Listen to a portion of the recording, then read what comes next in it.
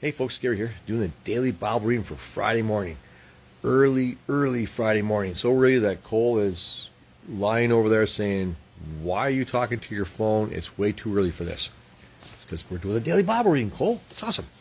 Anyways, we're looking at Psalm 105 today, verse 41. And again, a little recap on this. The psalmist is talking about all the great things God has done for the Hebrews, like throughout the history before this. Like God has been amazingly good to them, and He's hitting all the high points, which is stuff that we can look at and say, man, I want God to do that in my life. And so we're in verse 41. Let's just read it. He opened the rock, and water gushed out. It flowed through the desert like a river.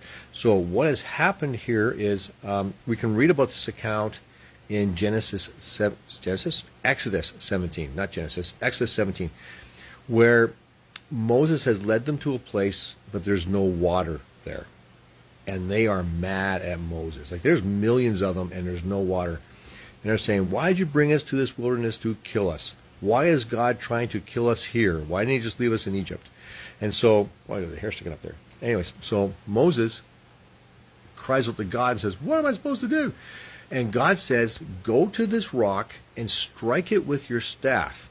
In other words, hit it with your staff and water will come out. Moses does that and water comes out. And we're not talking a little bit of water. Remember, there are millions of them. That's a lot of water to come out for everybody and their livestock. A river comes out and floods the place. So this is a miracle for sure. Now, this symbolizes something, though. The rock, if we look at 1 Corinthians chapter 10, symbolizes Jesus.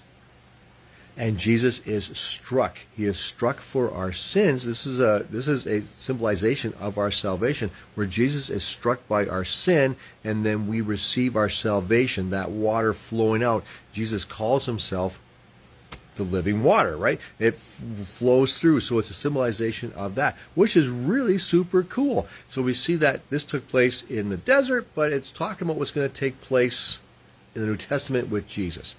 Now, there's another account of of Moses and water and a rock. We find that in Numbers 20. This is a different occurrence, and you probably have heard this before. Same situation. They get to a place, they don't have water, everybody's complaining and upset, and Moses asks God what to do. God says, go and speak to the rock. So a different occurrence. But Moses is so mad. He is so angry at the people for not trusting God that he hits the rock twice with his staff instead of speaking to it. Now, the same result happens. The rock opens up and there's more than enough water for everybody. It just flows out and gushes like a river. But the difference is Moses didn't obey God at that point in time. He let his anger get the better of him, and because of that, Moses was punished and he didn't enter into the promised land. And that seems pretty harsh. But God is He's foreshadowing what's going to take place, but He's given us an example of something, and the example is this.